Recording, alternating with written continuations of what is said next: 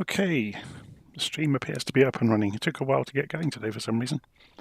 So we are looking at the BN2T, the turboprop version of the Britten Norman Islander, which has just been released by Blackbox Simulations.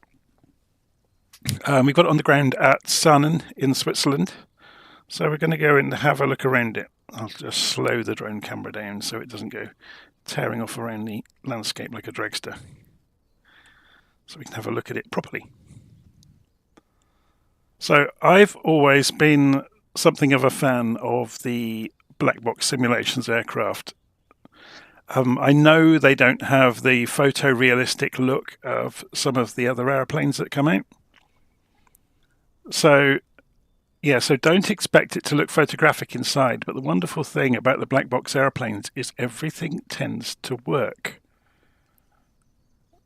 So although the modelling and the texturing might not be, to the highest grade, everything that you can interoperate with and the way the airplane flies and the way you can interact with it tends to be very, very good.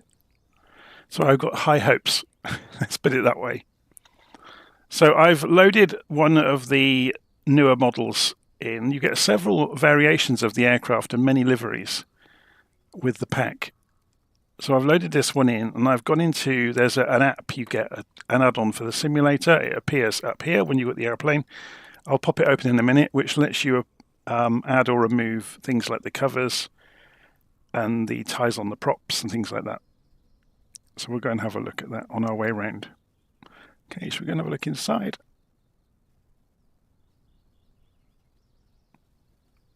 So it's a much more modern cockpit than we've seen previously in the Islanders. Just looking at live stream comments, yes, I've tried out the shorts as well. The various versions of the shorts. So I'll change the pilots in a moment as well. We're just having a look around. You can see there's actually this gives away. Look, there's little bugs here and there, like the glass appearing when the doors are open, things like that. I'm sure they're not going to be too difficult to fix, but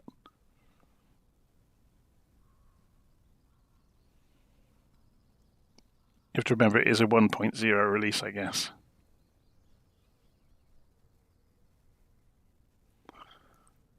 Okay, so far more important than what it looks like is what it flies like, or certainly from my point of view anyway. But before we get too far into that, let's go and put the airplane over to one side. Whoops, gone inside the building here at Saanen. Let's go and pop open this dialog and see what options we get. So there's a configuration tab, which allows us to put things on it like tanks, drop tanks on the pylons, reconnaissance pods, or we can have nothing on the wing. We can have, can I move this out of the way enough to do this? No, I can't. Let me just move the camera slightly over to one side. We can put a camera under the nose. We can mount the camera on the side of the body. So if you're wanting to pretend to be a policeman doing surveillance work, you can do that. On the outer pylons, so we'll just move our view around a bit. We can have a rescue pod underneath the wing there. So this all fits in. I've got the kind of the air show livery of, the demo livery of showing the airplane off. But there are many service liveries that come with it of various police forces and things like that. We can remove all of those, the covers and the ties and the chocks, so we can get rid of all of those. So again, same in the doors, we can go and close the doors. I know this isn't an EFB, but then if you're a lone developer working on something, the amount of investment you have to put in, you have to interlock the doors as well. The amount of investment you'd have to put in to build your own EFB would be enormous. So I'm not going to haul them over the coals for that. So you've got all the checklists are in here to go and have a look at. So let's go and jump inside and see if we can get it started up. So I have to remember how it works now. So we got throttles. I was going to go and change the pilots, wasn't I, before we go any further. Let's go and give ourselves some half decent pilots. So MISC, We'll just go with the defaults for a change. Go back, resume. Let's go and see who we've got. We've got. Okay, that didn't actually change them. You have to choose the pilots, don't you? This has always been a bug in Flight Sim. If you say default, we'll say pilot 2 for the pilot and pilot 1 for the co-pilot. Apply, go back, resume. That's a bit better. Okay. So if we just have a quick look around, so we've got the fuel shutoff valves overhead. They're already pointing the right way. I'm going to go and get rid of the tooltips. I turned them on while I was familiarizing myself with the airplane. I don't want them now.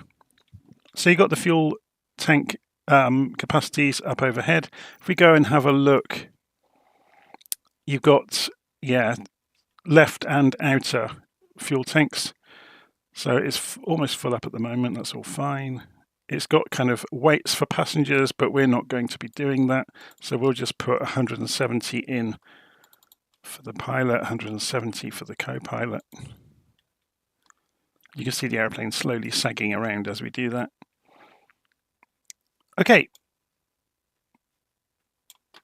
So in terms of instruments, this is really interesting. It's got some custom gauges that the developers have obviously spent a lot of time getting right. We haven't seen these in the sim before, or certainly I haven't. So let's go and turn the batteries on. So they'll come up. They slave off of the PMS GTN 750. So they'll take a while to appear, but that's just the normal boot up sequence. There's a working weather radar.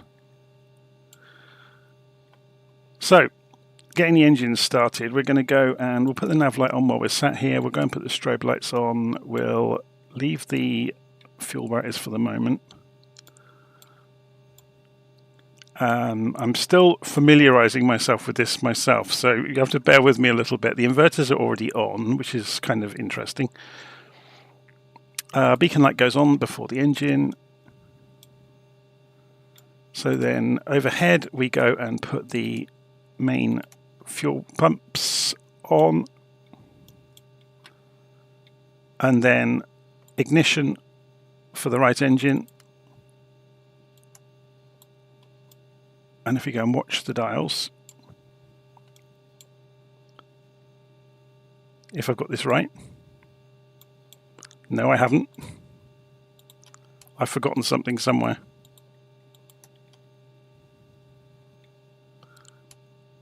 So it's off, continuous, or start. So ignitions should go to start. We should be able to do both at the same time. That's interesting. Why isn't that working?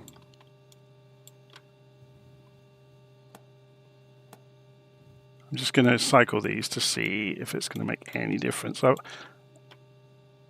this is all brand new to me as well, remember, so you'll have to bear with me.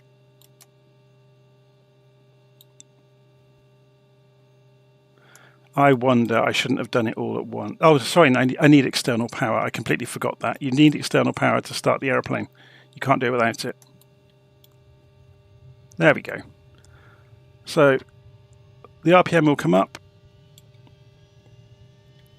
And then we'll move the fuel condition lever forward to min when it gets to just under 20%.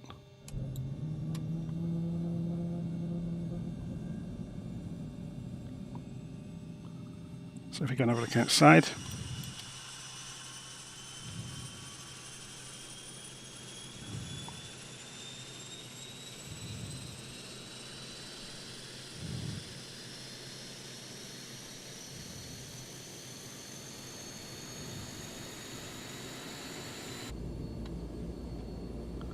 Nice sounds. And you can see the starter lever has gone back on its own, so we can then go left and we'll see the RPM slowly come up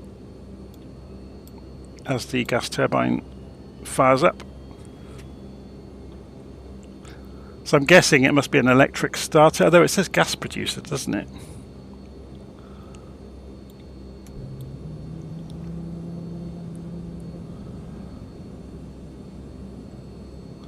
So, start has happened.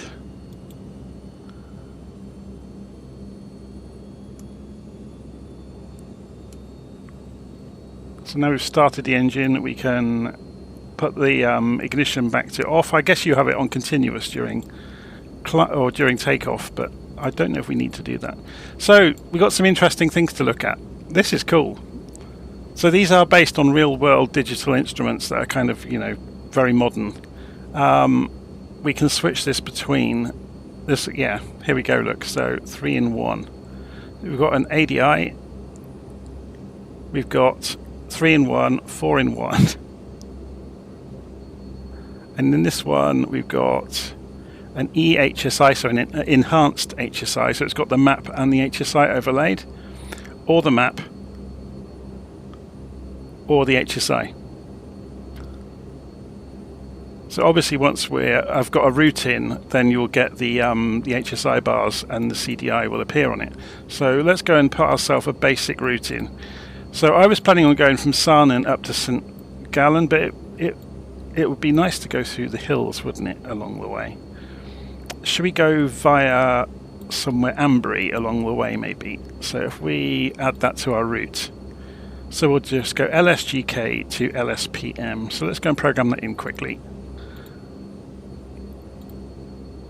What was it? LSPM.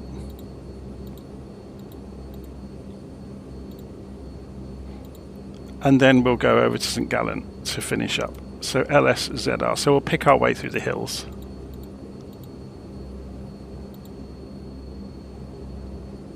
We put it in the wrong place. Remove. Remove. So if we go insert. That's interesting.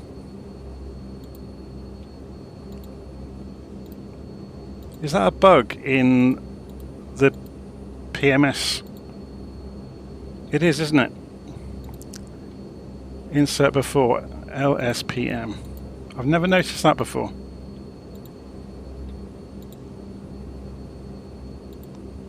Because I got so used to using the GTN XI, which doesn't have any bugs because it's the official Garmin software, really. Anyway, let's go and have a look at this. So we can put this into standby mode, or we can put it into test mode, or we can put it into weather mode, and then you can choose the range. So if we said 25 miles, for example, well, we'll see that in action while we're flying along if we come across any weather. Okay, so looking down here, should we go and have a look at the lights? So we've got cockpit lights, strobes, cabin lights, navigation, left and right landing lights and beacons. So there is no taxi light.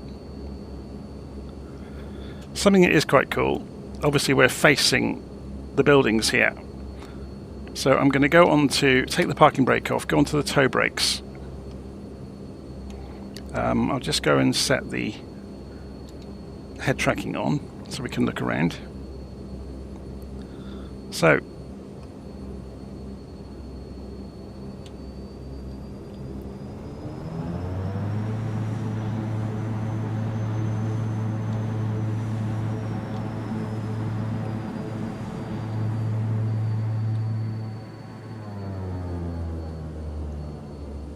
we're able to reverse ourselves, which I think is very cool. Let me just check which way the wind is. So wind is coming out of the south at 3 knots, so it's not going to affect us. Let's have a look at this while we're taxiing.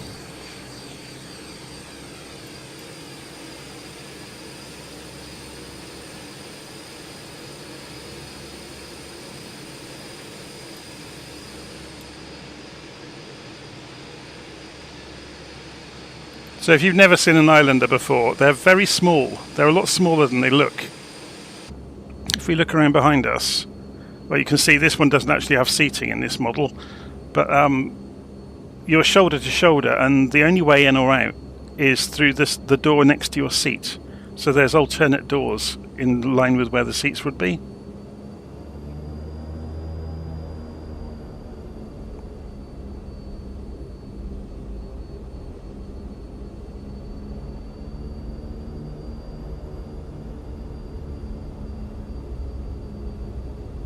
So you can see, having put the route in, the HSI is now lit up.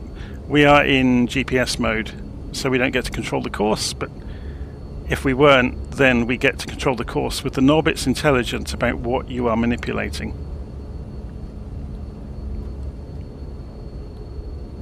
So should we go and simplify this? So we don't need a synthetic display up here.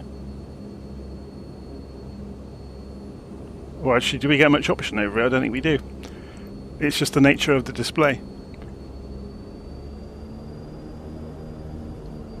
It would be nice to have the basics on here, though. There we go. So we get the compass, and any autopilot modes will appear in the grey bar. We've got altitude, so we'll be able to play with the autopilot as well.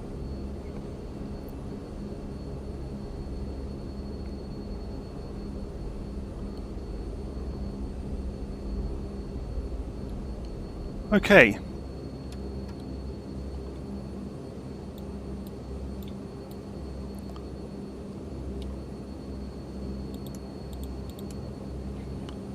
More or less ready to go. Go and calibrate the altimeter.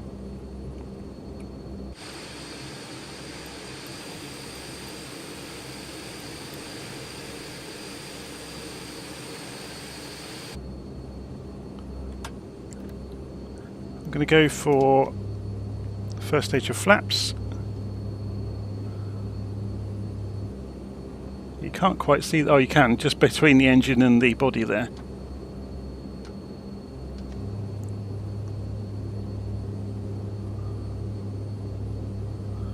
The flaps are gigantic when you extend them all the way out. So we're going to go for takeoff flaps.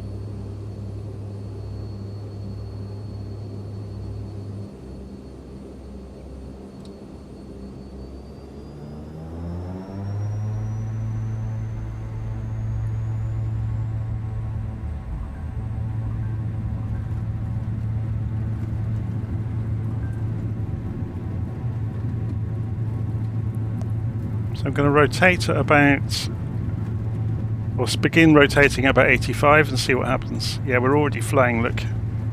It's swaying around on the wheels. That's something I really miss in other aeroplanes, that these aeroplanes do well. The black box planes. The plane flies on its suspension on the runway.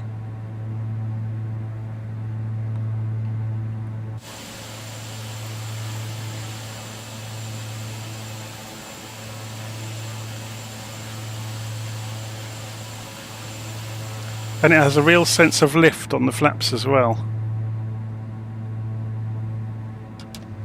So I'm going to raise the flaps, and I'll have to put a lot of trim in initially and pull the power back a bit.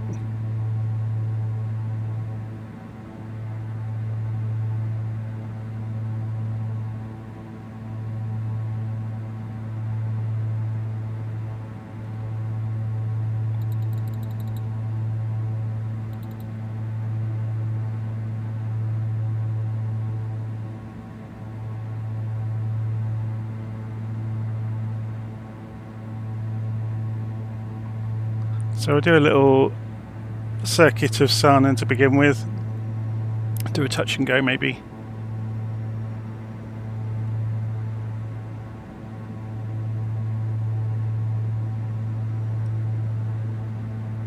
So someone in the live stream has pointed out, yes, I haven't put the generators on. I missed them completely. Again, I haven't written any procedures up yet, and I haven't got the PDF open. And as you saw, I didn't have the checklist in front of me. You can open the windows. It's very noisy when you do so, which is good.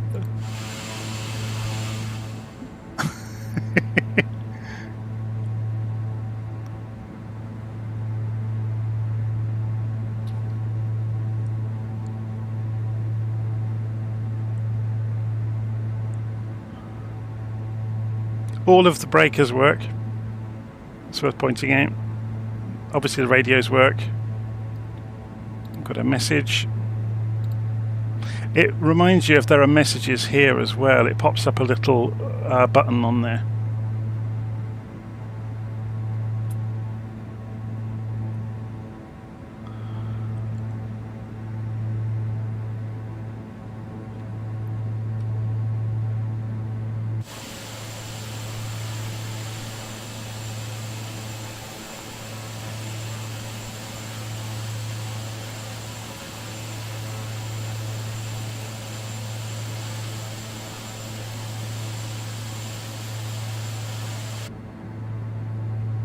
Okay, so we're just getting within flaps range. So I'm going to go for full flaps, and its characteristics change enormously because it uses all of the airflow modelling that Flight Sim has to offer. So its behaviour at low speed with full flaps is very interesting. You can almost hang on the wings. And you can also side slip it. I'm heading towards that, just to give you an idea. So we can side slip it alarmingly. But that does mean you can use the rudder in a crosswind to hold your nose steady very easily.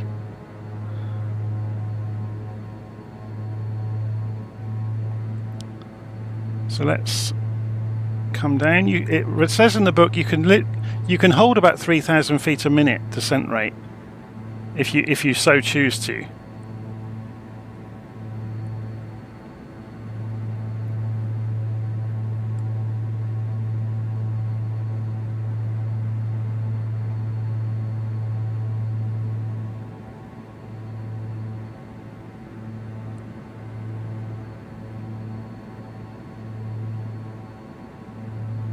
It does have reverse pitch, as you saw earlier, but I don't think you can use it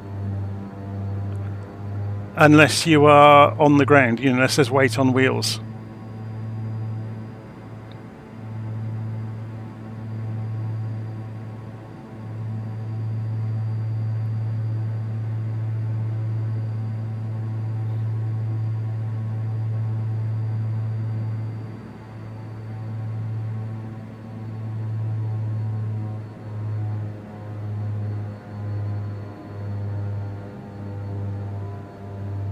So we'll do a touch and go, and then we'll head off on our way.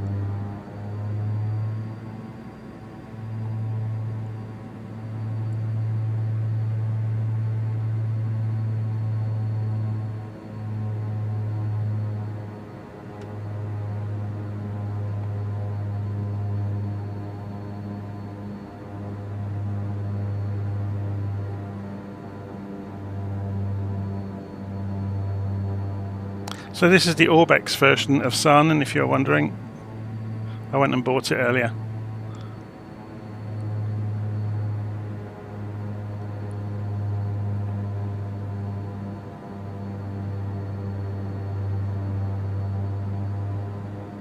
So let's hold it off the runway and see how slowly it will go.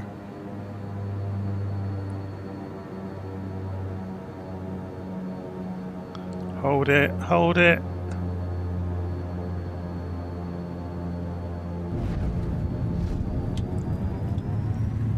So if I just keep the nose pointing at the horizon, look at it lift on those flaps. I'm actually holding stick forwards. So we've got about 5 degrees nose up, but it's lifting like an elevator. So then we have to be careful about retracting the flaps and then lessening the stick, actually pulling back gently now. And as the airspeed builds, we can retract the flaps further and we can get off on our way. So let's go and have an explore along through the hills on the way to try the aeroplane out.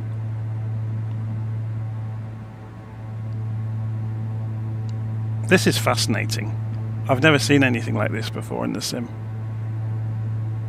There's lots in the documentation. There's very good documentation with the aeroplane, by the way. It goes into quite some detail explaining all the modes and the options within the Avionics suite.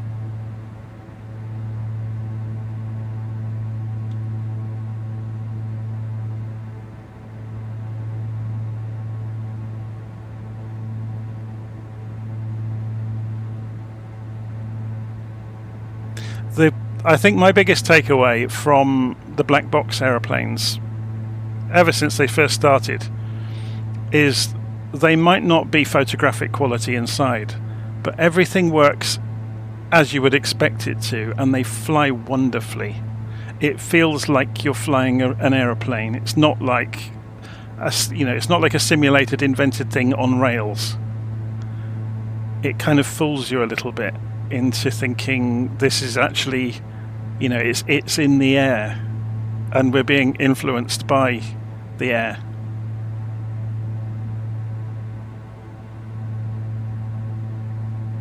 Okay, so this is fascinating to me because we only have control over power, obviously. So it's a constant speed propeller by the look of it. So we introduce fuel through the power levers, which obviously then governs the amount of torque.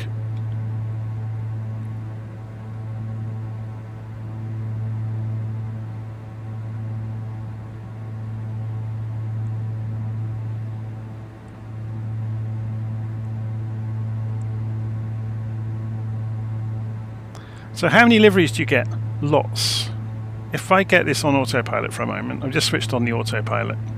So you can see it says AP here.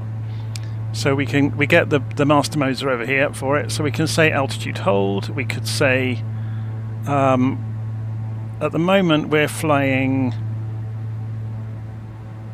straight towards. So yeah, you can see it's, if we move the bug around, if I can remember how to do this. Oh no, that's the major mode of the autopilot, sorry. It's over here. So I'm going to turn off head tracking for a moment so I'm going to slam into that hillside by the time I told you how it works. If you press the heading button, it centers up on the direction you're going. You can then obviously spin it round and you can go to heading mode, and the aeroplane absolutely behaves as you would expect it to on the autopilot. So what I was going to show you quickly is the website. So if you go in here, it tells you get the civilian variant, the military variant, the airborne early warning variant, and the Defender 4000, whatever that is. You get 24 liveries, 4 variants, yeah, accurate dynamics, so you get some idea there from its development. I'm going to have to go back manual. There's no way I can stay on autopilot through the hills. Let's put head tracking back on so we can see where we're going.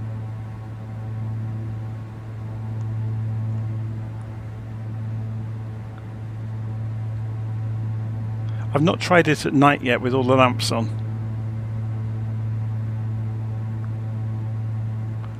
So you've got trim gauges there. Obviously, it's a requirement. You have to have the PMS GTN 750. It doesn't have GTN XI integration yet. So obviously you've got the radio stack. You've got audio stack over there. But otherwise, it's quite rudimentary. But I don't see a problem with that. Right, let's try this thing's climb rate out.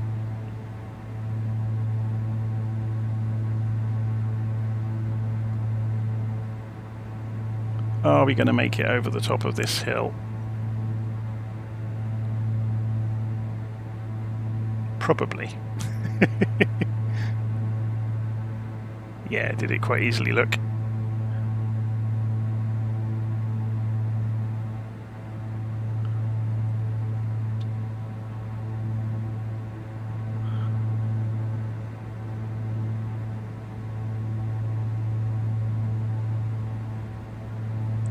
Okay, so we have some cloud in front of us. Is that coming up on the... Should we put this down to 10 miles?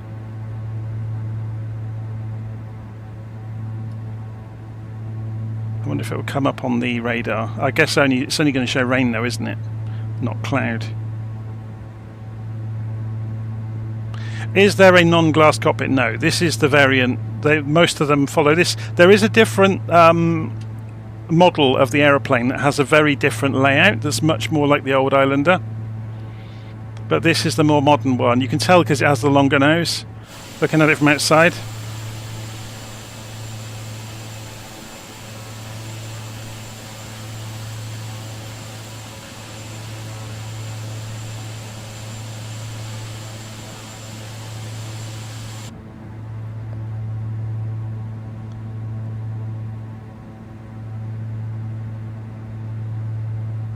Okay, so I'm tootling along at 75% on the power levers. I'm not used to how this behaves at all yet, so we're learning as we go. So if we wanted to push out the power further, it's coming up to sort of 80%. Well, it's not percent, is it? It's foot-pounds times 100 of torque. So 800 foot-pounds or 1,000.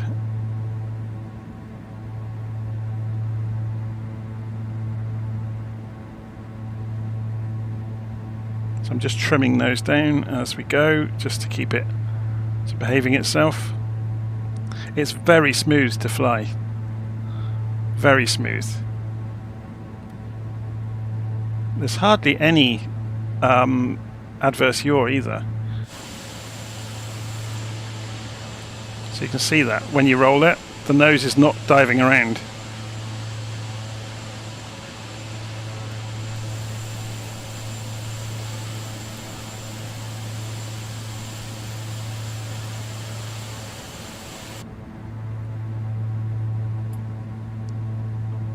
I have brought it in a crosswind earlier while I was learning my way around the aeroplane, and yeah, that was an adventure.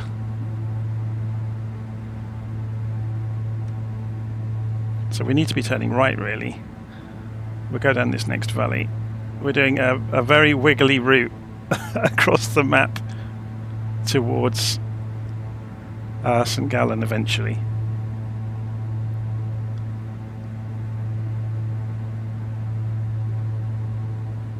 So we've got the line, which is useful, which shows us where we're supposed to be going. I guess this is where it comes in handy, isn't it? If we head into this cloud, we get the virtual view here, which is really nice.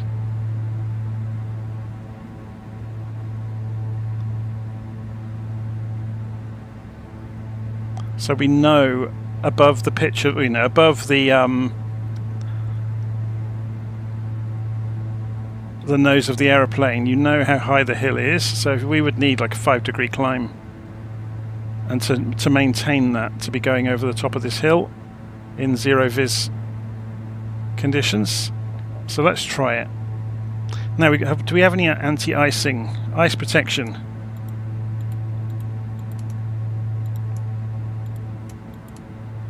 Lots of it.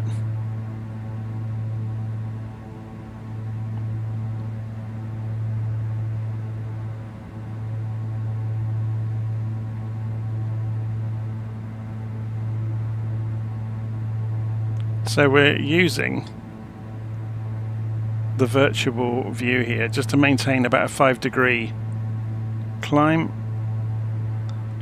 Obviously there's a level of alpha involved here, so there we go, we can see the hills coming up.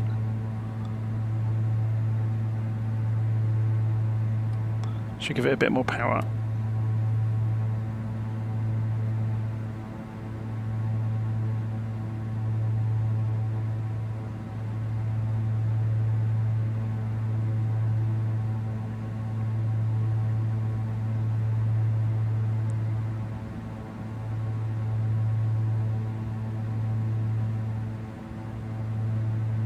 Go for this gap between the hills. So I'm using this for reference because obviously we can't see.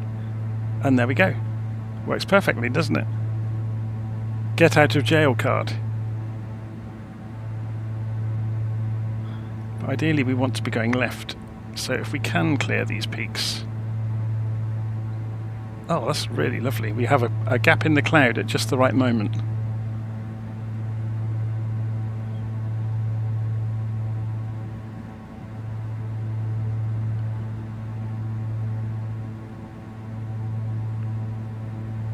So this aeroplane is absolutely perfect for tooling around in between the mountain peaks, because as you've seen, I was able to climb so easily. It has so much torque and so much power for such a small aeroplane. Obviously it's got 2 engines, so that helps a lot as well, but it's designed for it.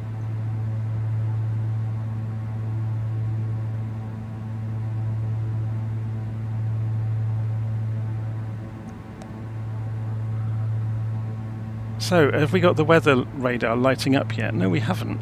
Interesting. I guess if we turned that way it would. That looks pretty rainy out there. It's not raining, that's the trouble. So it's not going to fill this up with splodges. So if we fly for the far corner, it gives us more time to climb.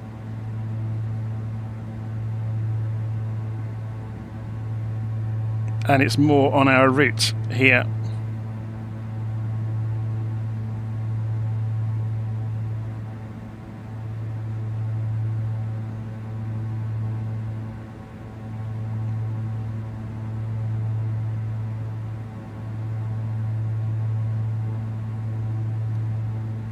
I think the only thing that I really miss is there's no wind noise.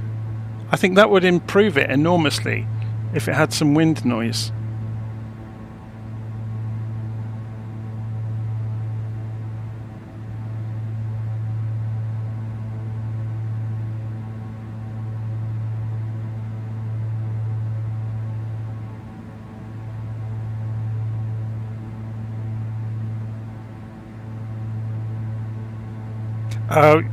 So yeah, Lee is saying scenery's good. Yeah, we're in Switzerland, so we've taken off from Saanen. We're heading right the way across Switzerland to St. Gallen. Yeah, this is one of the only things that they've never really fixed in Flight Sim, isn't it? Is when you get close to the polygons and it updates them, you see it do it.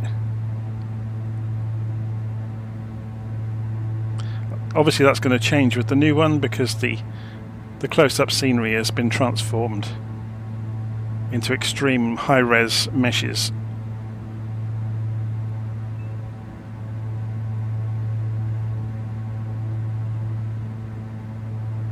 And apparently you can leave tyre tracks in the snow in the new one, so that'll be fun with skids and things.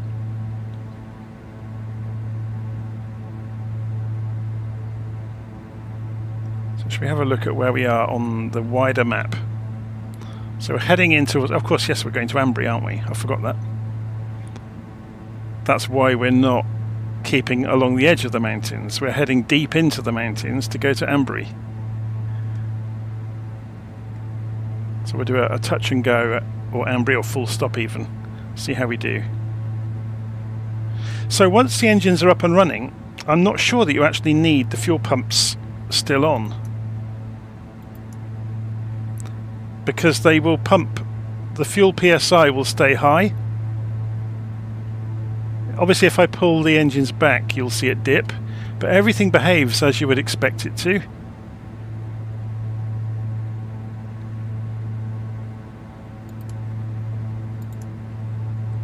I'm going to leave them on for the moment because I don't know any better.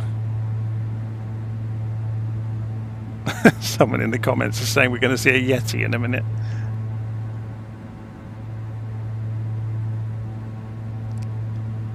So, what would be a good route to get into Ambry? We can see it down there.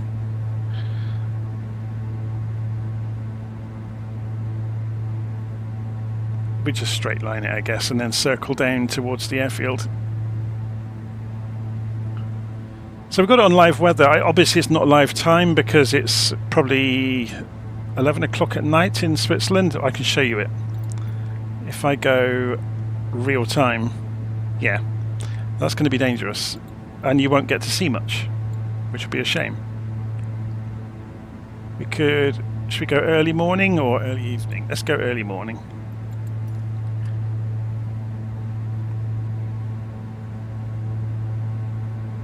Or maybe lunchtime would be better. So midday. Get everything lit up. Though it looks a bit flat, doesn't it, when you have the time at midday. Should we move it into the morning?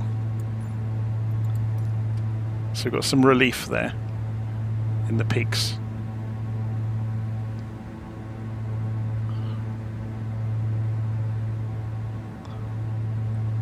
Okay, so looking at the map here, we can zigzag through down here by the look of it.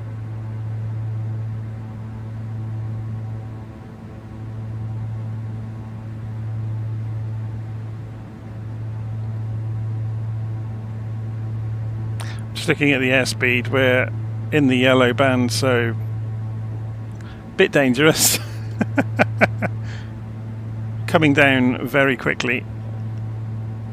So descending at, yeah, over 2,000 feet a minute, but that's fine. We can trim that back out. It's just nice to come out of the cloud layer, isn't it?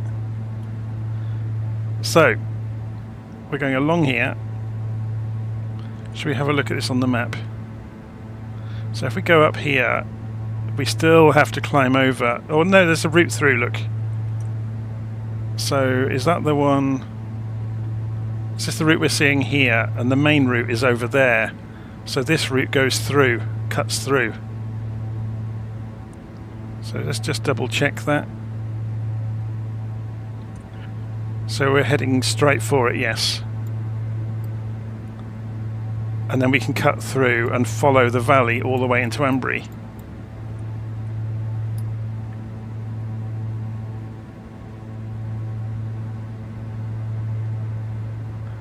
Spectacular scenery, isn't it? That is stunning. I think I'll leave the anti-ice stuff on, hey? I'm not sure how you find the... Oh, there we go, outside air temperature. Yeah, it's just above 0.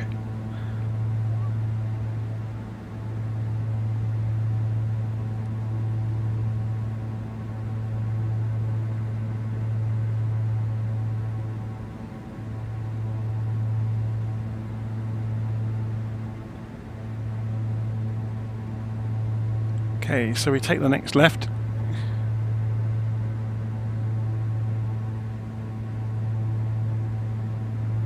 That's pretty scary, isn't it?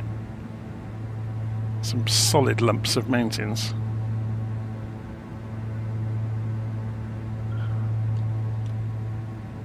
So not that left. And I may need to circle. Yeah, I'm going to need to circle. Look, the pass is quite high.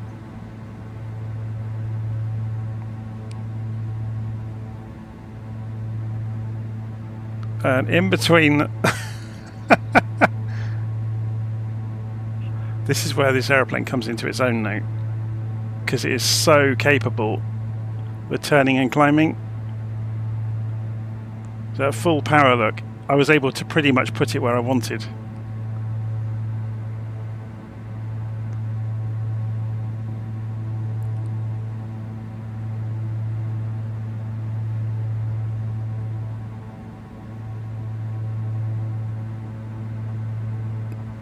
And now we're good to come through the pass.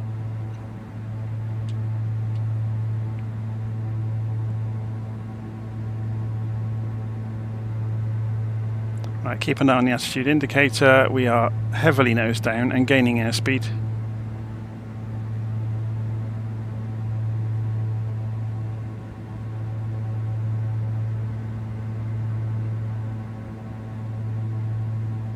So I wonder if this has oxygen. I guess you'd have to have cannulas or something, because I don't think it's pressurized.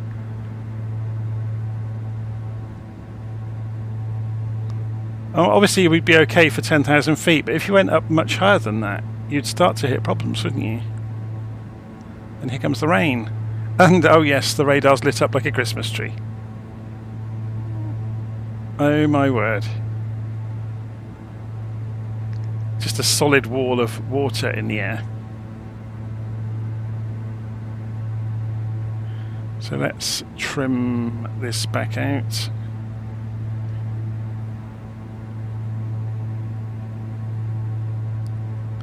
So we follow this valley. We should be able to descend into it though. So keep the floor in view, but don't let ourselves overspeed, hey? See if we can find Ambry.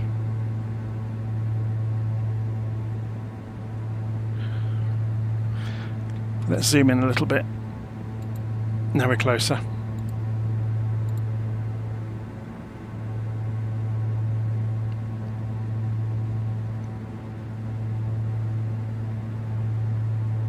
What's the air temperature like?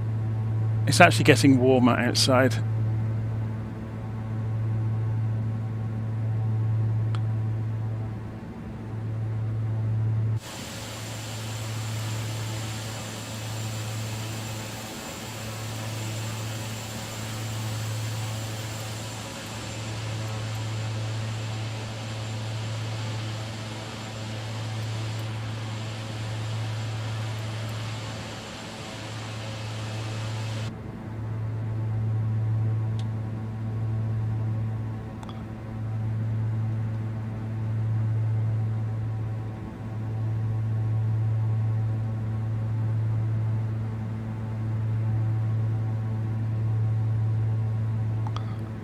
So yeah, as I said earlier, I've always been a fan of the black box aeroplanes in the simulator.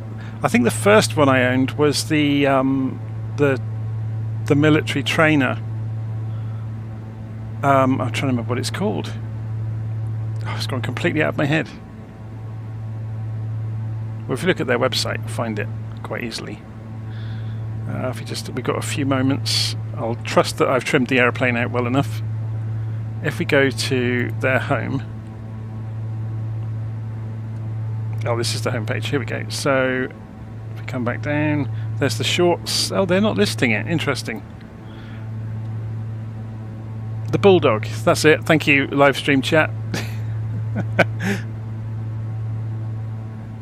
The Bulldog is absolutely brilliant. I did a flight all the way around the UK when Flight Sim was still quite in its infancy, and used the Bulldog and hand flew it all the way because it has no autopilot, and it was brilliant. But as I said, the black box aeroplanes tend to fly really nicely. So we've got airframe de-ice on, which is hopefully good.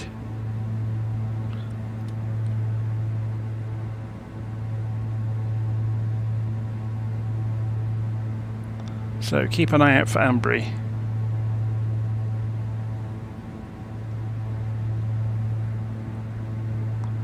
And which way is the wind? Oops.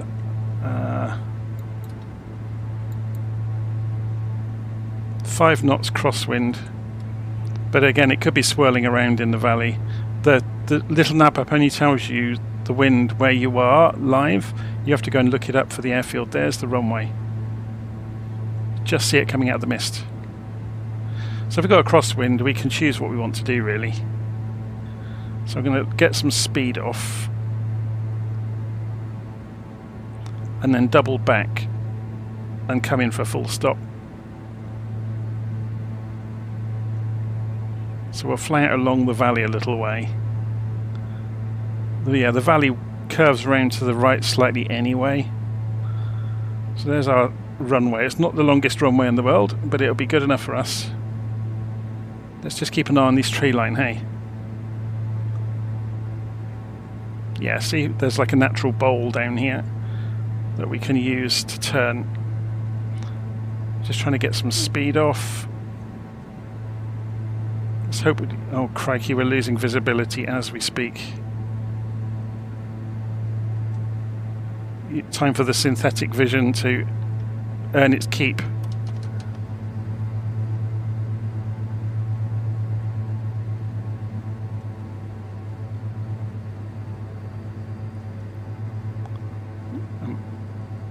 Using the turn to lose the rest of the airspeed.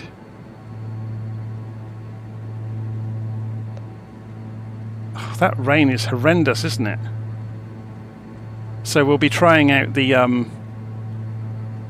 reverse pitch to slow down in a hurry. So it's actually decelerating with those flaps all the way out, even at this pitch downwards, which is incredible.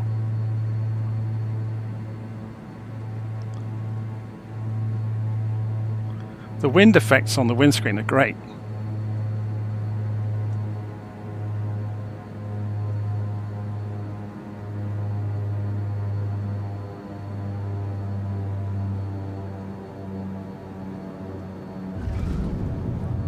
And the sounds are good.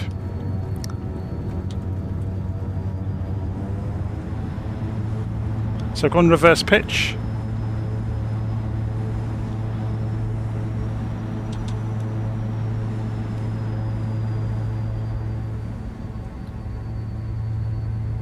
You need to be careful to use the toe brakes after you come off of reverse pitch, because obviously the blades are still spinning fast, and as they cut back into the air, they will race you forwards again.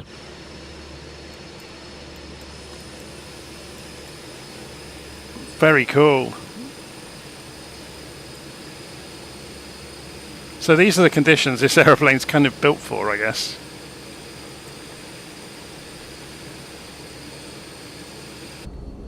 So back to takeoff flaps, and we'll spin it around and get on our way.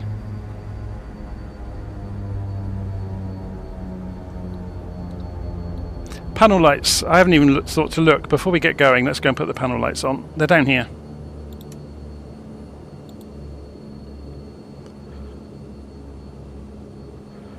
So we've also got various... Oh, that is it. Yeah, so we get red lights lighting things up. I'm not sure if you could backlight the instruments at all. Let's have a little look.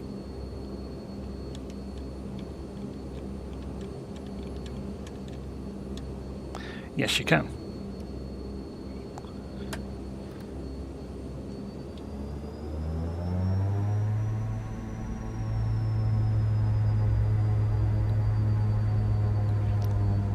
It's interesting with it being a turboprop, the reaction in terms of RPM is very slow.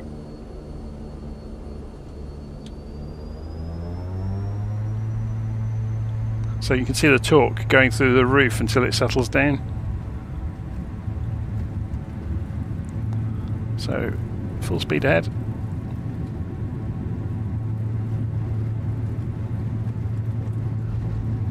And we're flying on the suspension again. Like I said, we're just floating around on the suspension.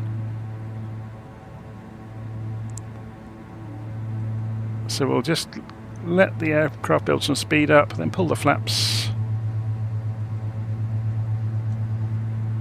And we haven't got an easy turn left, so we might fly down the valley, try and get out of the worst of this weather.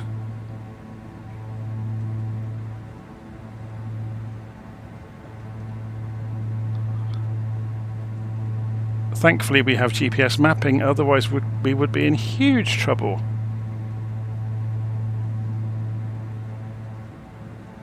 Let's trim the aeroplane out.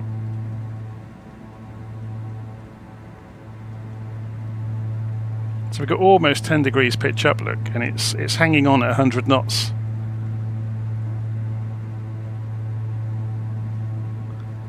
I have got the throttles pegged, but they are in the yellow, they're not going into the red, so I don't know if it's got an automatic system that stops you overstressing it. It wouldn't surprise me in a modern aeroplane, to be honest.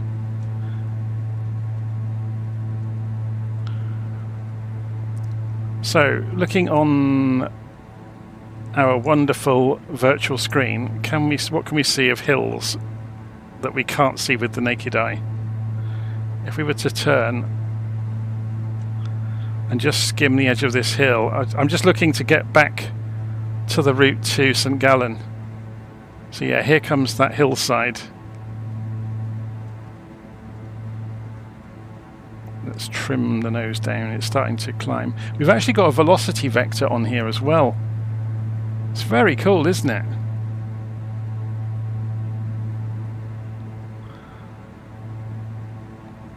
So I couldn't have asked for a better conditions to really put this thing through the ringer, really.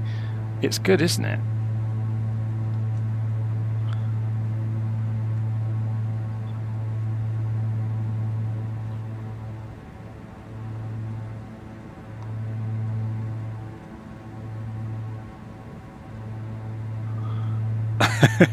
I like the Red October reference in the live stream comments.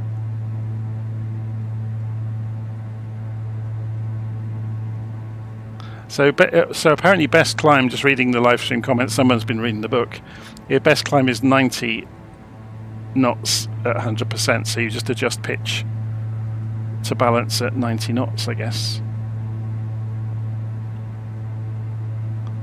So we're just clearing this ridge.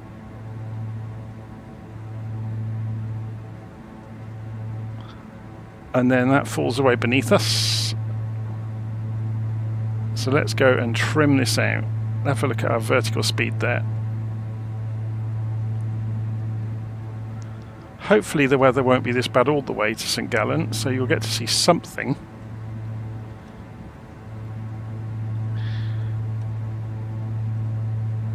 Have I got time to fire up Navigraph and open the weather radar view?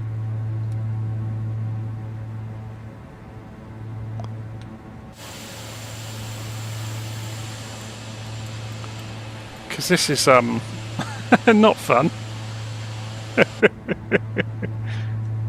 I'm just trying to trim it out enough that I've got time to look away for a moment. or long enough to go and fire up Navigraph. Where is it? Oh, thank you, Windows. Opening dialogues and then not letting me open another one. I meant to open that one.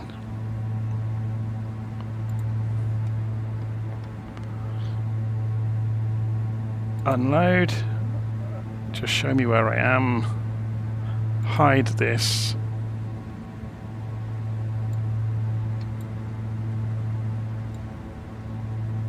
Yeah, this is the danger, look. Almost oversped and nearly ripped the airplane to bits as soon as I was distracted. Trouble is, I think we're getting a little bit of wind through the valleys now and it's tipping the airplane around. I'm having to fight it to keep it level. I could put the autopilot on, of course. So all I wanted to do was pull up the weather. Oh, so okay, we're just heading into it. Oh, crikey.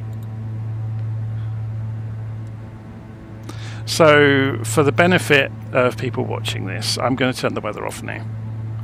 So you get to see some... Let's do that. Otherwise, you get no sight of any of this, which is a real shame. So we can go and turn all the switches off now, can't we?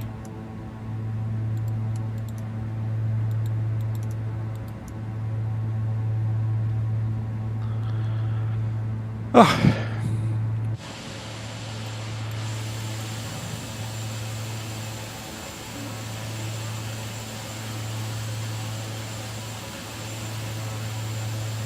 Wave to everybody.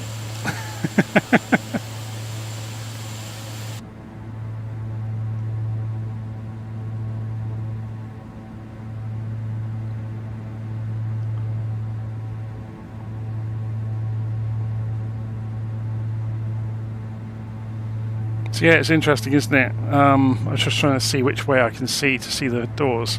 So there's a door there, another door diagonally there.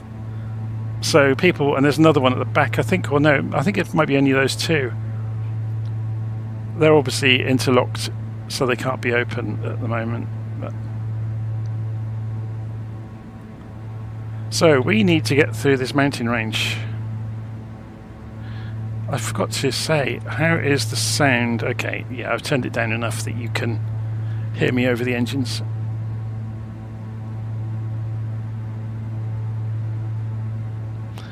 So I've turned the weather down so people could actually see the airplane and the landscape instead of just seeing a wall of grey.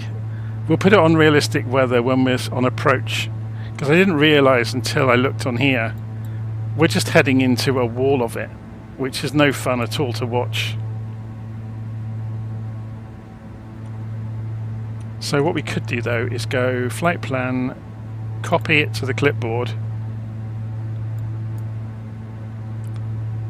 and then come in here and go flights, new flight, paste, delete that bit. And now at least we know where we're going. So yeah, right in the middle of that rainstorm.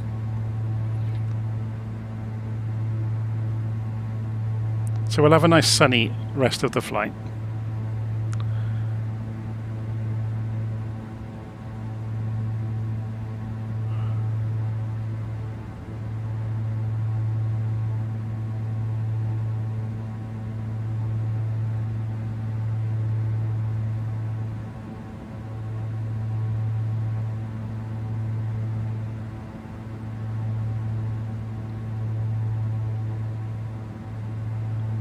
So yeah, when we get a few miles out from St. Gallen, I'll turn the horrific weather back on.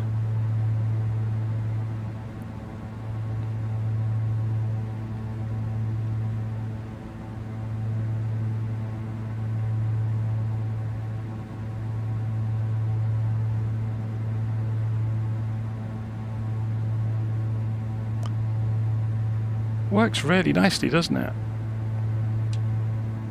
I just realised the propellers weren't equal, but I've just sorted that out.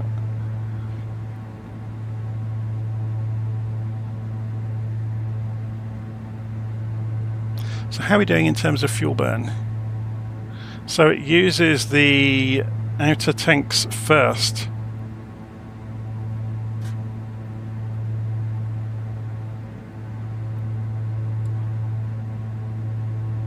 I wonder if you get any control over that, or if it's automatic. I think it might be automatic.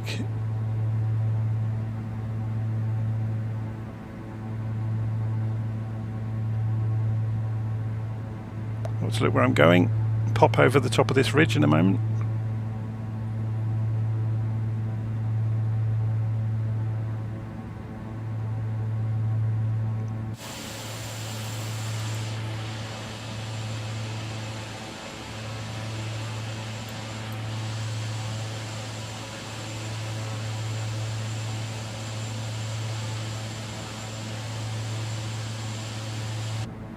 And there's a view and a half.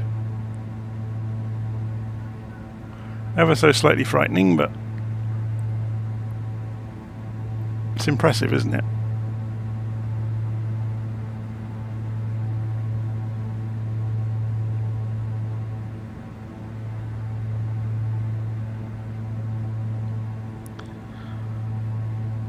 Okay, so if we put the heading bug the direction we're going and we go autopilot on, and it's in heading mode, it's in altitude hold. Well, it was in altitude hold. I'll go and put it on now. So alt. No, that's gone to pitch mode. It was already in alt mode.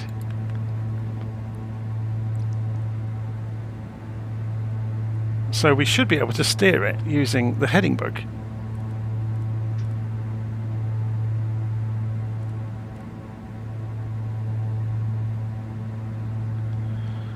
So if we have a look on the map, we can say we want to go about that direction, so 22 degrees.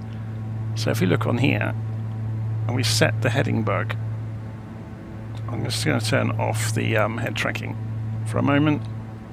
We want this for 22 degrees, don't we?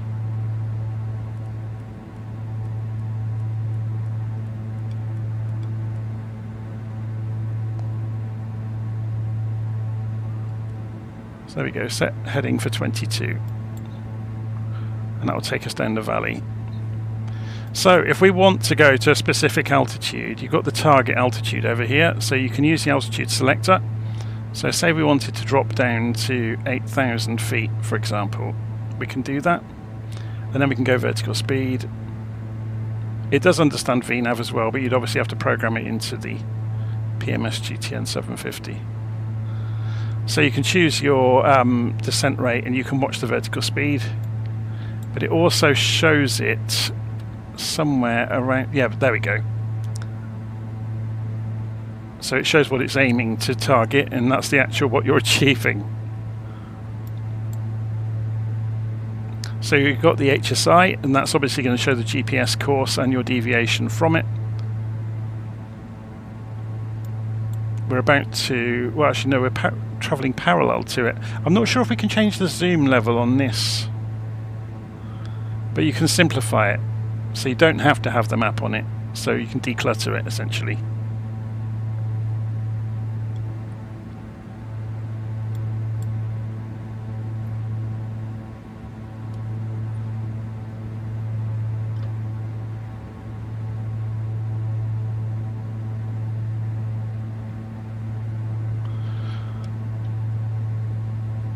Ah, Graham's in the chat, I've just noticed.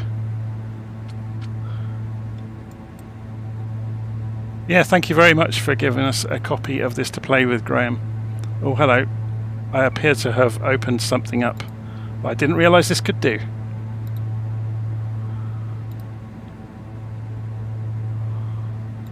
I need to read the book.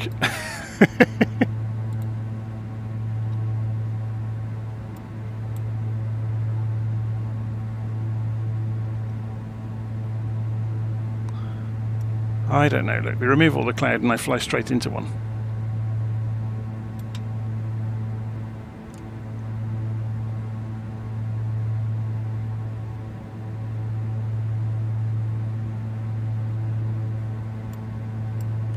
Okay, let's put the head tracking back on. It's a bit more immersive, isn't it? Seeing me running around the cockpit like a nodding donkey. So how far have we got to go? 37 miles to go. So if we carry on along the valley, which runway is that, or which airport is it? Mollis. And then there's Shanis, is that? I'm just looking to see what's nearby that we could go visit. Okay, let's come off the autopilot.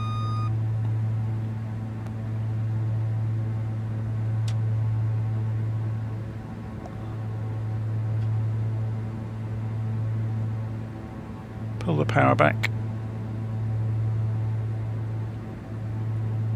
So there's the airstrip on the grass alongside the road.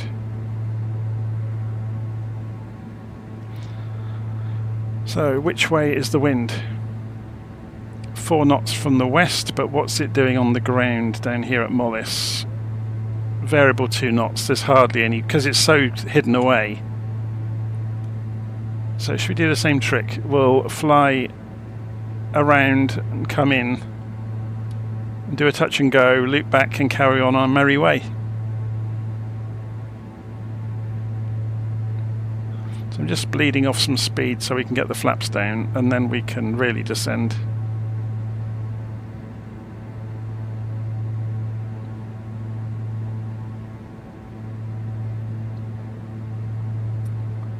This is awesome. It flies really, really nicely. Which, as I said earlier, is my main takeaway from all of the Black Square aeroplanes for Flight Simulator. They've all been really nice handling. And the ground handling on them has always set them apart. Okay. If I pull the nose up, then I can get the flaps down and then we can descend.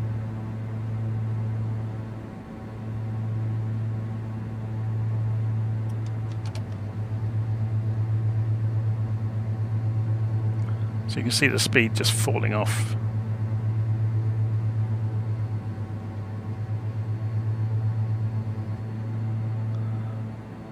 So we'll extend downwind, although we're not really downwind, we're crosswind. So we're just going to drop in, do like a teardrop, and come in on a visual approach.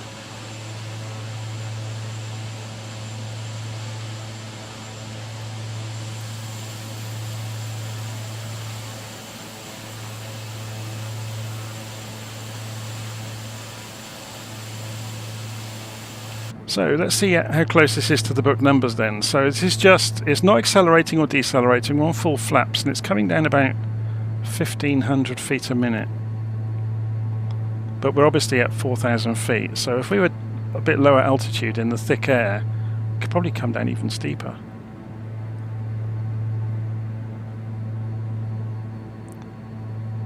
If we push it and keep an eye on the airspeed needle, I think the book numbers had 3,000 feet a minute, but that's going to continue accelerating by the look of it.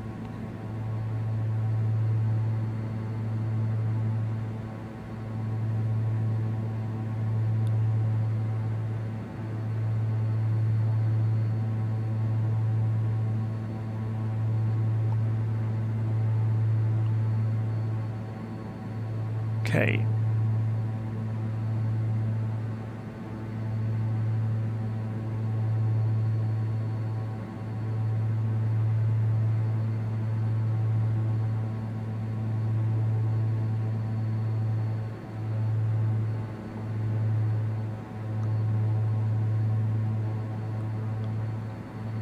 I'm going to side slip it left just to lose a little bit more speed as we come in.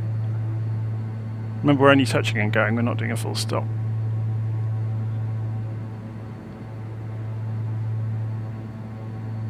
Got my head squashed against the wall to see around the pillar because I'm still side slipping left. Okay, let's let go of the side slip. And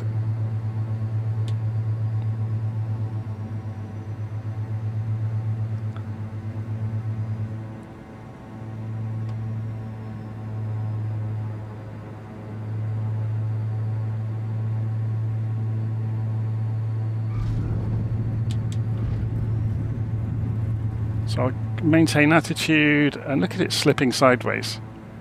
That's awesome.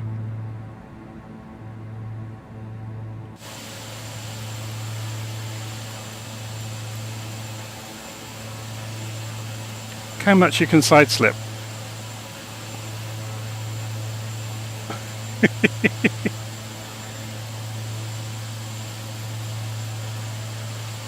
Okay, how much room have I got?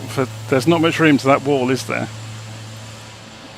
But if we turn this way first,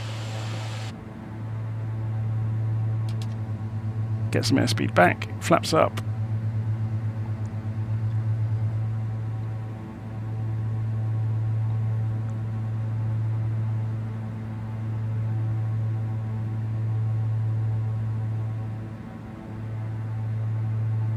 This is so nimble.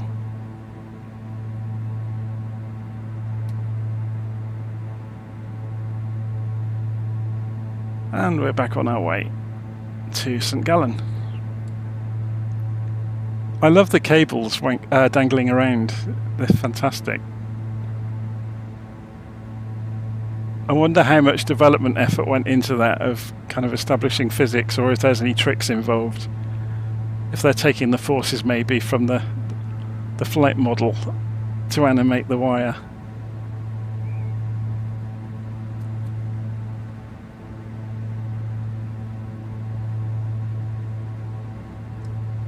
So the airport, I've just seen the question in the live stream comments, the airport we just came through was Mollis, which is a military airport in the depths of Switzerland. So we're just heading up to St. Gallen. So rather than, we could either go over the lake at, what's it called, Walensee. I might do, because there's quite spectacular mountains alongside the lake. Can't quite see them yet. There they are, they're just coming into view, look. I've been hit through here years ago, several times. So yeah, I'll go that route just to see the mountains. There's a very good reason, if you've just joined the live stream, that we're not on live weather at the moment, and I'll show you why. We did have live weather on earlier, and it was a really good test of the aeroplane, so get ready. Oh, it's not that bad now, is it? It's not as bad as it was. It was a complete whiteout earlier, you couldn't see anything. So maybe we'll leave it on now. So what's the outside air temperature though? It's warmer than it was, so it's not going to freeze on us, hopefully.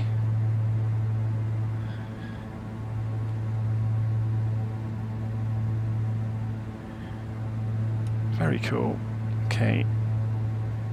We're running at about 75% power.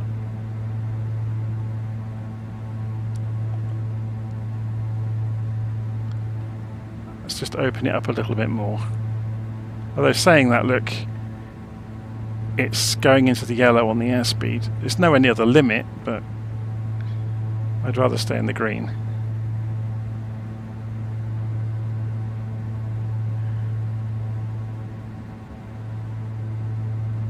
Just going to go and center this up. There we go. So rather than fly over the lake, shall we go along the edge of the lake on this side, and then we can see the mountains as they come out of the mist. We'll hopefully be far enough away to see the peaks. It's a pretty scary lake.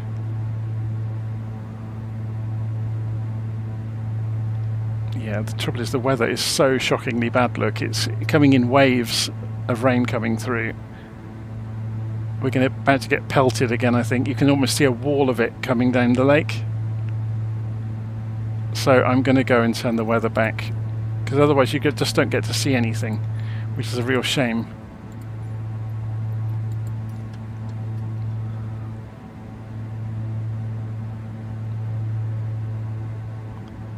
And this way you get to see the aeroplane, so I might as well show it from outside for a bit. It's a lovely looking aeroplane, isn't it?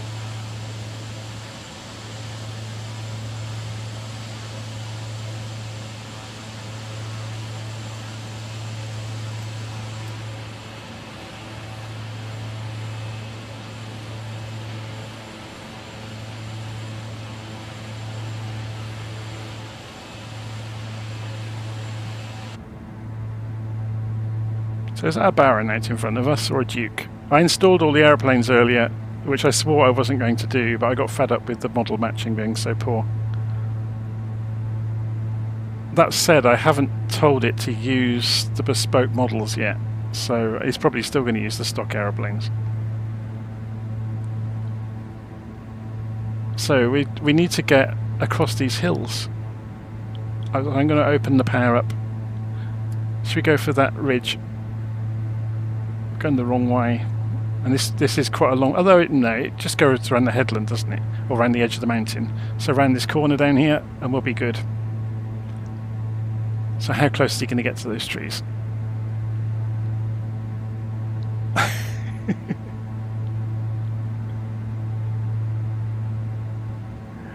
Should we see if we can fly formation? Although I can't go that fast, can I? I'm not sure what his cruise speed's going to be. I'm coming in flat out on the engines. Watch the airspeed slowly climb.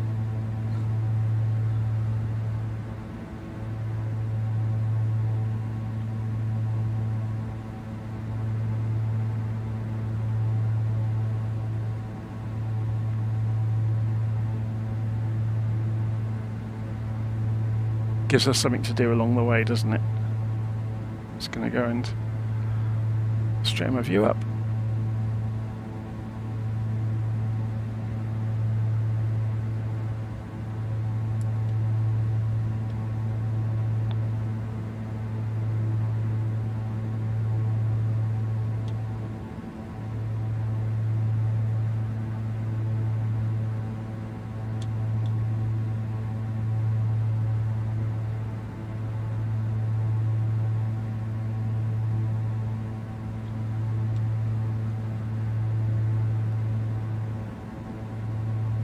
Is that what it looks like?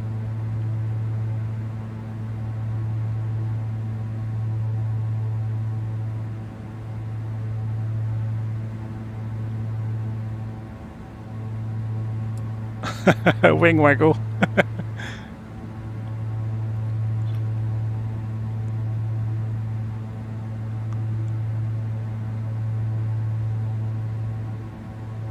Let's get a little bit closer. I'll just open the engines up for a few moments. Okay, we're doing a left turn around this outcrop.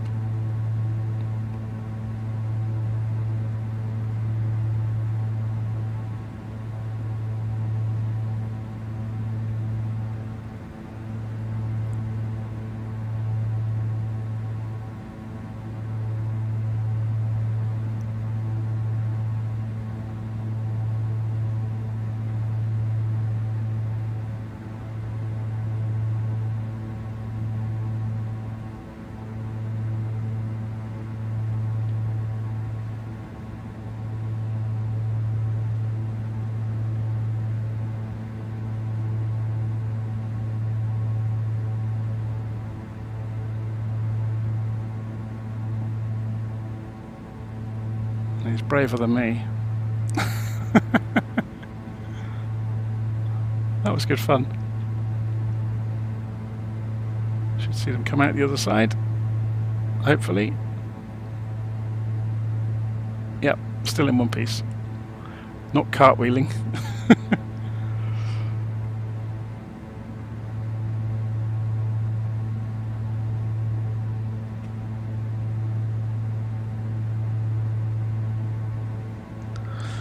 Okay, how are we doing? So we are 24 miles out from St. Gallen, so it's fairly plain sailing from here. Or plain flying even. Isn't it funny how phrases like that get into the lexicon? So let's go and center the track up, put the autopilot on, go heading mode. Heading mode, thank you very much. Altitude, hold.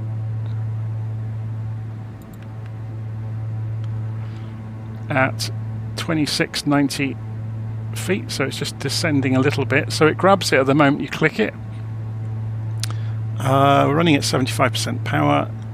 So I thought it might be fun while we are flying out towards St. Gallen. Do we have any radio beacons nearby? Yeah, there's one over here. What's the range on it? 80 miles. 108.4. Because we haven't tried any of the radio kit, have we? 108. 40. Is this nav? Interesting. So if I transfer it, am I seeing nav 1 there, or is this nav 1? So if I take the CDI back away, let me just turn the aeroplane slightly left so we don't slam into the hillside.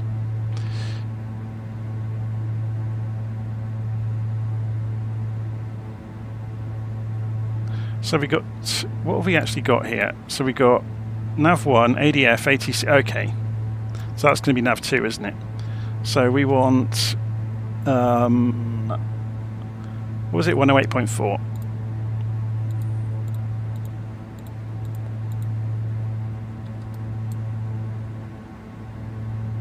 We are in localizer mode.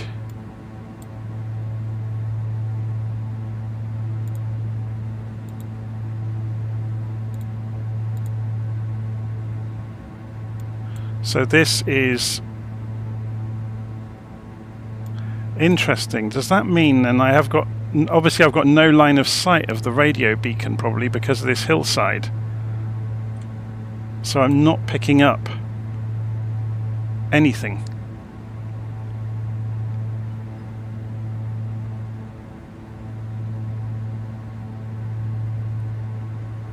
So if I carry on the course I'm going, hopefully it will come into view, because this has got a range of 80 miles. So if we measure to where we are, that's 46 miles. But we probably won't see it until we get into that narrow little window just across the other side of this valley. So it'd be interesting to see if that works. It's going to come into view past the hillsides. I'm surprised we haven't picked it up though, unless we just need to climb a bit more.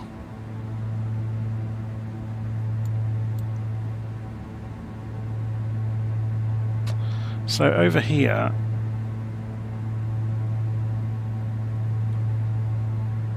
so that's the speakers for the tones if we wanted the Morse. So if this is nav 2 then, and that's on, oh, it's 108.4. I'm being an idiot, aren't I? Yeah, 108.4 is there. Just check it again. Yeah, it's picked it up, look. We've got line of sight down the valley now to it. The hills are all in the way. That's really cool. So if we wanted to play games now, this will do the course, I believe.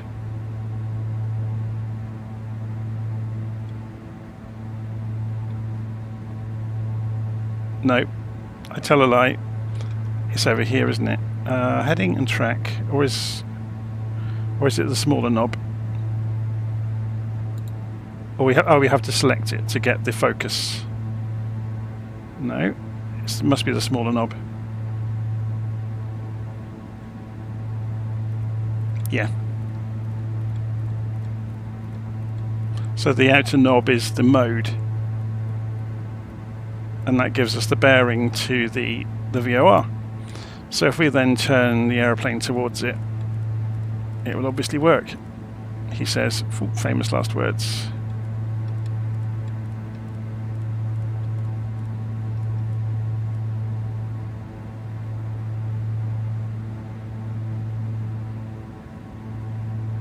So it's over the other side of those hills somewhere.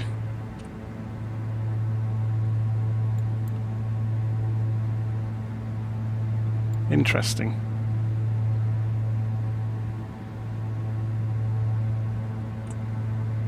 Obviously we're going to go left, so let's go and turn off the autopilot again, and we'll go and amuse ourselves with flying low over the houses and annoying people.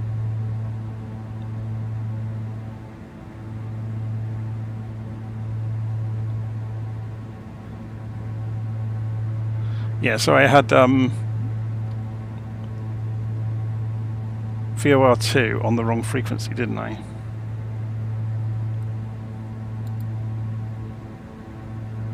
Yeah, it's woken up now, look.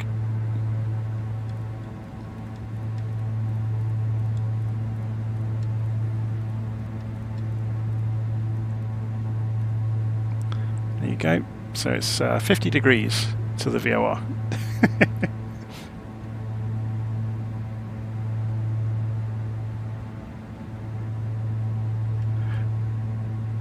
That's an interesting point though. Do we get distance measuring equipment anywhere other than...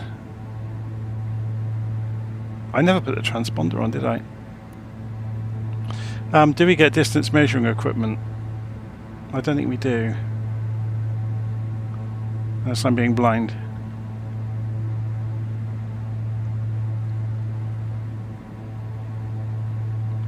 That's fuel consumed, and that's the reset button for it. That's really cool, I like that.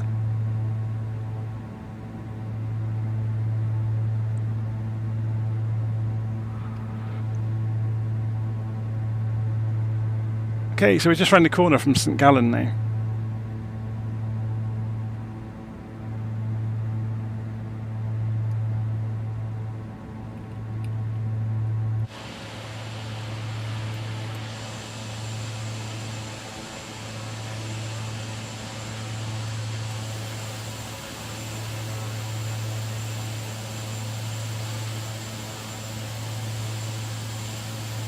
Oh my word, somebody said thanks for the help through flight school. Thank you very much for the donation. I would say though, I wouldn't listen to me. I'm not a qualified pilot. So yeah, I'm the last person you should probably take advice from. I might know how things work, but that's very different to using them in the correct manner.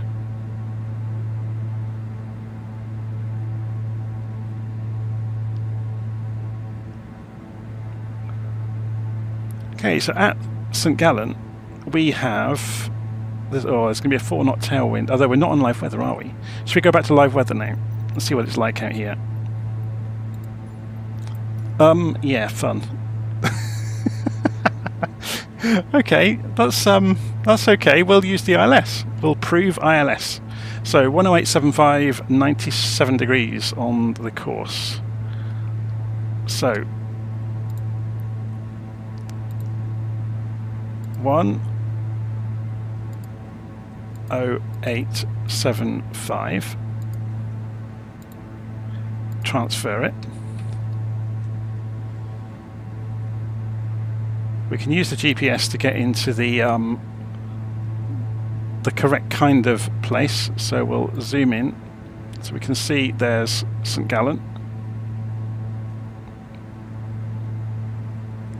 and we need to change the course to 97 degrees. I'm just going to go and turn head tracking off to do this because it's fiddly as anything.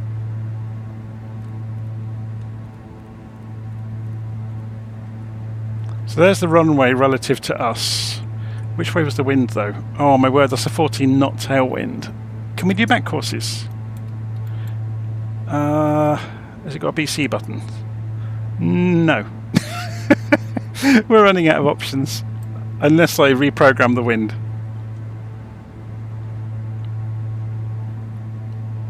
We could still use the localizer and altitude as we go. Let's turn the autopilot back off.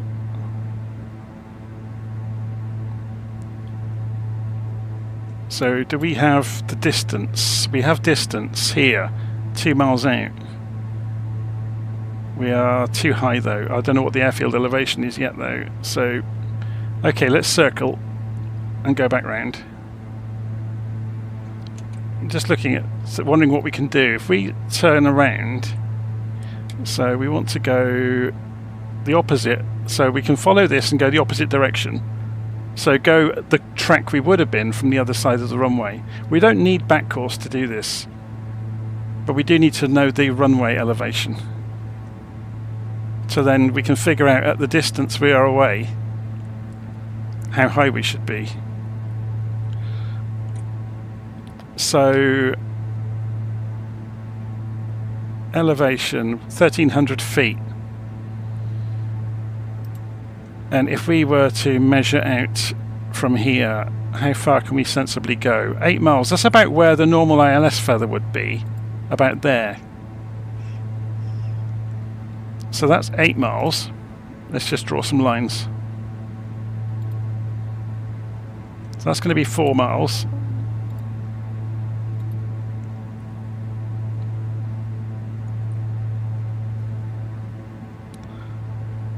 So what did we say that was? Elevation 1,300. So we want about 4,000 feet at 8 miles out. And we can use this as well, remember.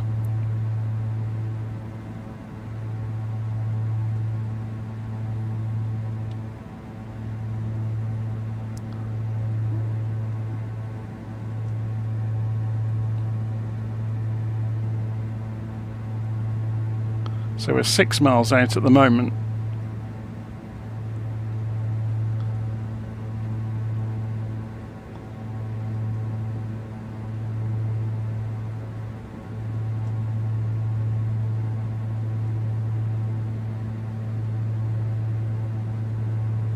So normally if you were at 0, then you'd be looking at 2,500 feet above 0, but we're at 1,300. So 3,900 feet, so yeah, 4,000 feet or thereabouts at the point we turn around and come back towards the runway. We're at 8 miles, so that's probably close enough. So we'll turn around.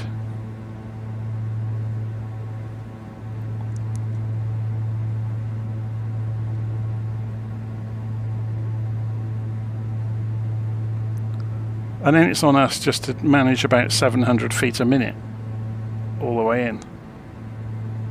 So here comes the CDI. Obviously we're going the wrong way because of the wind.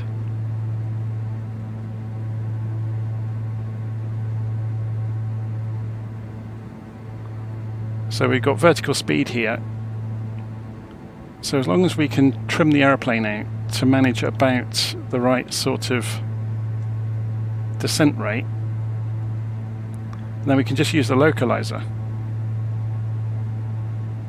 Yeah, look at the airplane diving around. This isn't going to be easy. Unless I put on autopilot, of course. So, which we could. It'd be more fun to fly it, wouldn't it? There's more to do. So we need to come down a bit more steeply than this.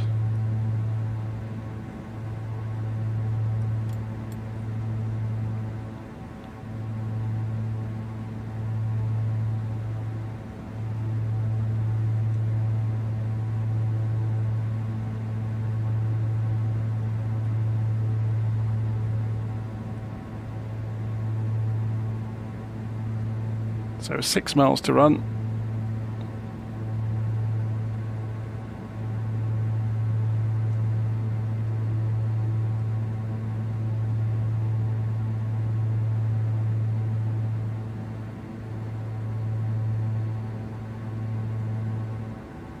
Five miles to run.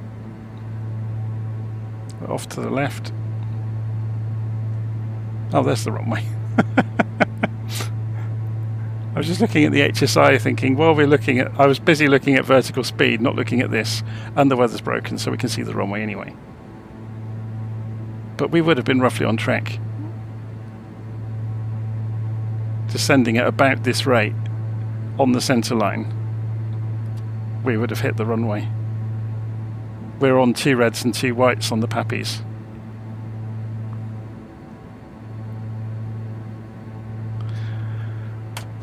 Okay, let's go for first stage of flaps.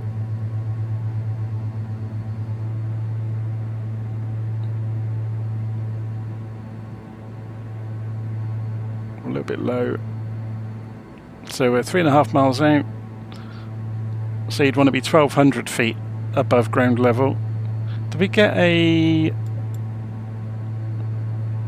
radio? Yeah, radar altitude. There it is, look. So we're a little bit high, look.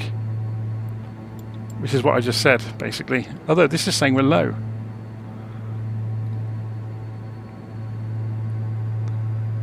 So we'll just lift the nose gently, give it a bit more power. Just get rid of the descent rate and wait for the pappies. It might not be a 3-degree glide slope, of course. I didn't check that. I haven't got a chart here. Although it should say on...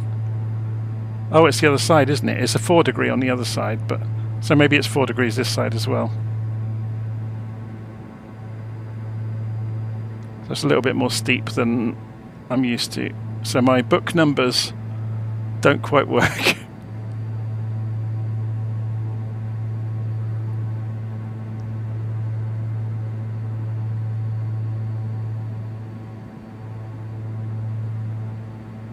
Should we put the head tracking back on so we can look out at this landscape as we come in?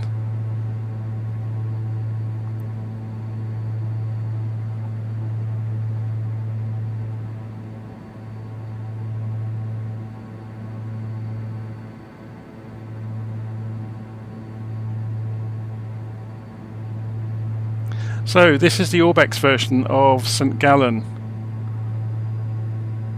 So it'll be interesting to have a look around the airport when we get here as well.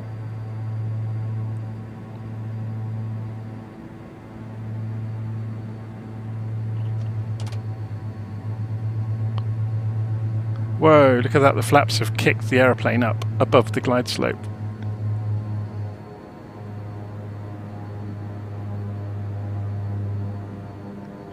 It's forcing it back down.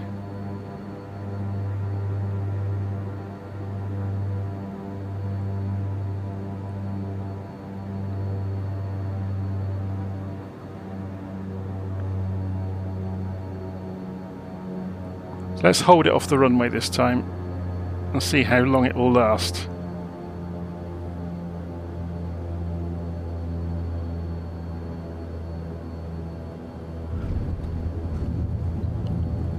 About 50 knots then it tends to lose lift completely. Flaps back up. I'll just roll long, I won't go for reverses. Looks good, doesn't it? We'll have a look around it in a moment. So is that a fence or a catch net for me?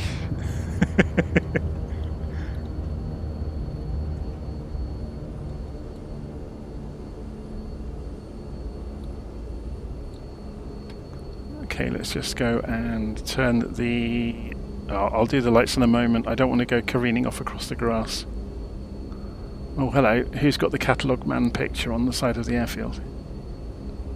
It's an advert for Rolex or somebody, is it? Or Breitling, maybe?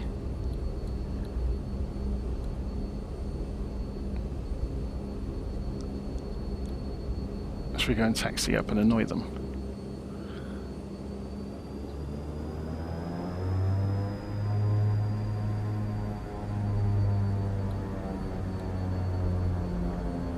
Park in next to the business jet.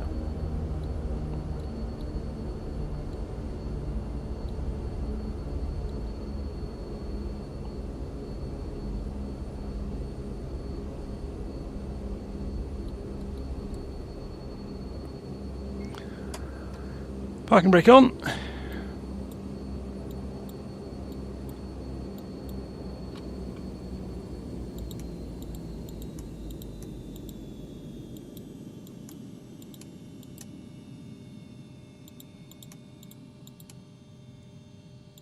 I never turned the external supply off when we took off. When we departed. That's funny. I got away with it though. I'm not sure if this has memory of where the switches were, so I'm just turning everything off just in case.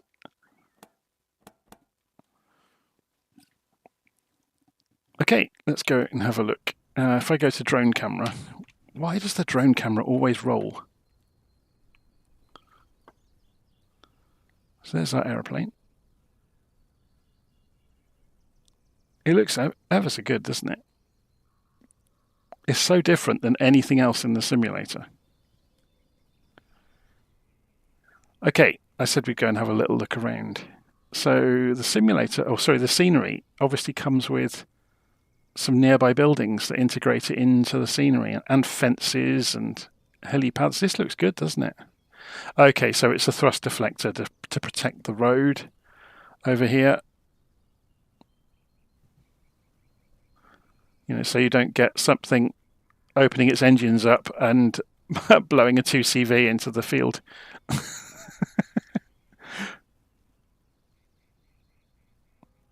There's the Stadler factory. So that's where all the pens come from. Interesting.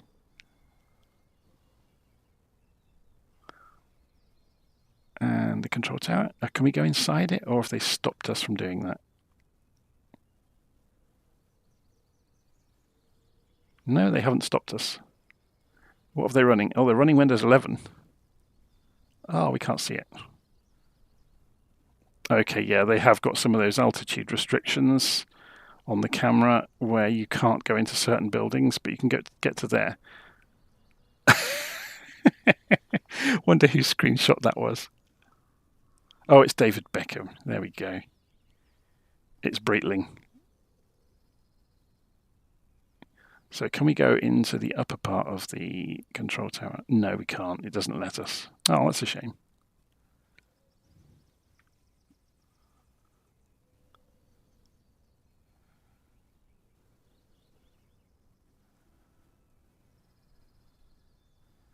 Just have a quick look around the airfield to see what they've modelled and what they haven't. Oh, that's a bit of a... That might actually be a bug. There's a long-standing bug with Flight Simulator. I don't know if they fixed it in 2024, where the underlying ground texture shows through the grass. It affects grass. Yeah, you can see it here as well. Look, it affects grass airfields more than others, because obviously runways usually are another layer. But there's a long-standing bug where you can see it here. Look, the duplicated markings on the grass, and obviously the aeroplane silhouettes. They shouldn't be there. It's a bug in Flight Simulator itself. It's never been fixed. You can make it go away by only having the one airfield in your community folder at a time that has features over the top of the grass. I'm not quite sure. I talked to a developer ages ago, and they had narrowed it down and talked to Asobo about it, but it's never been fixed.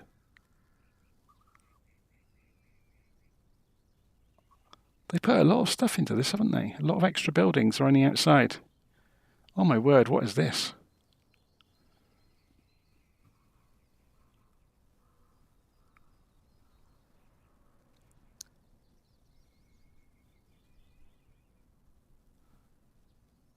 That looks like Gaudi or somebody has done this, doesn't it? Oh my word.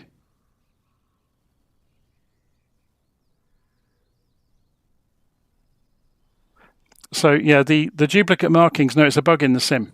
It's showing the underlying scenery through the overlaid custom scenery. And it only happens with grass areas. And it's always been like it. Anyway, today was all about looking at this lovely little aeroplane, or having a first look at it. And I am so glad that they reached out to me. And obviously I've bought lots of their airplanes in the past, so it's not like I haven't done my dues to some extent. But yeah, fantastic airplane. Let me slow this drone camera down. It's going a bit crazy fast, isn't it? Still going fast. That's better.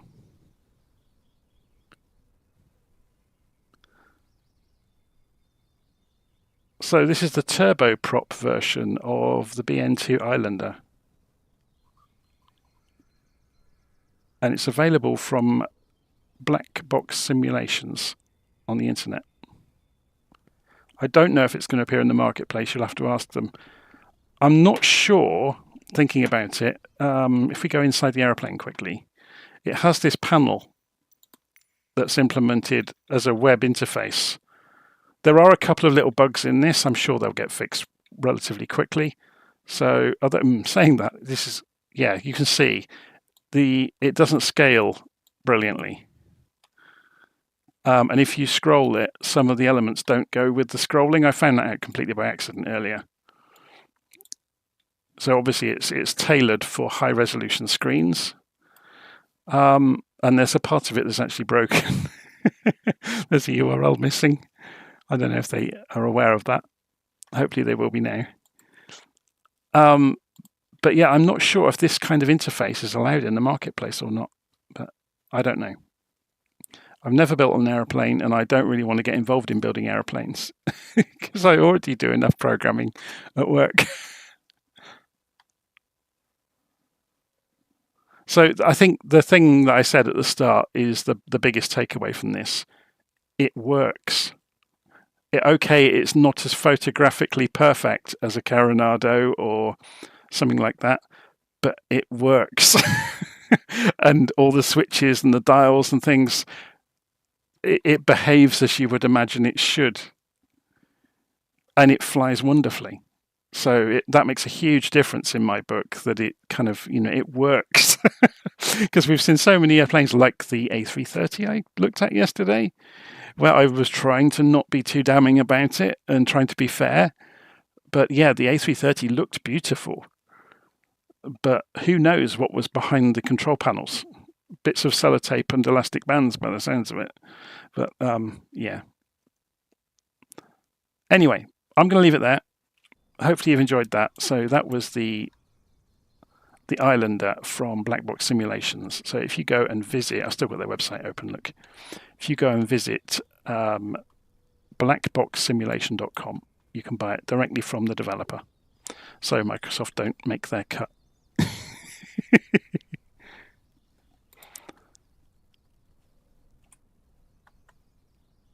Okay, I'm going to leave it there. Hopefully you enjoyed that, and I'll see you all again soon. Thanks ever so much for watching.